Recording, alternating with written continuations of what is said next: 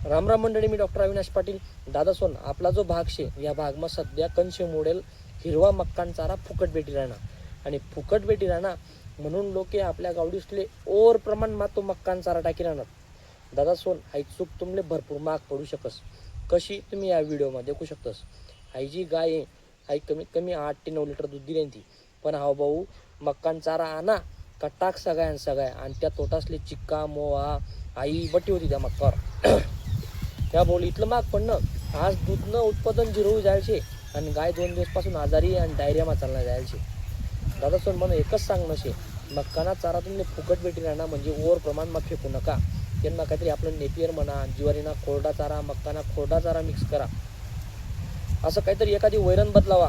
पण तुम्ही जर नुसतं ओरलेड मक्का कापी आणा आणि मक्काच शेकी राहणार तर ती चूक करू नका. ती तुमले भरपूर माग पडू शकस.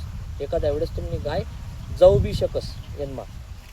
गाय फुगी जास, गाय डायरियामा जास, अपचन क्रिया सर्व डिस्टर्ब होई जास आणि ती गाय लाईनवर यावाले तुम्हाला भरपूर टाईम लाग जास. मग त्यांना तुम्हाला मेडिकल खर्च, डॉक्टर खर्च, दूधनं उत्पादन झिरो म्हणजे सर्व लाईनच तुम्ही आले ती गायनीच चुकाई जास. त्यामुळे आई चुकी करू नका. आणि दुसरं, जर तुम्ही मक्काना चारा लई राहणार होती ना हो हिरवा, तर याने आली कुट्टी कराना प्रयत्न नक्की करा. कारण की कुट्टी करेलमुळे तुम्हाला थोडासा फायदा होऊ शकस. पण तरीही मला एक सांगणं आहे, मक्काना चारा फुकट भेटी राहणार म्हणजे ओवर प्रमाणमा चारा टाकू नका. व्हिडिओ कसा वाटणार कमेंटमा नक्की सांगा. तुमचा अनुभव सुद्धा सांगा आणि आपला पेजले फॉलो करा आणि नक्की आठवण ठेवा. राम राम, जय खानदेश.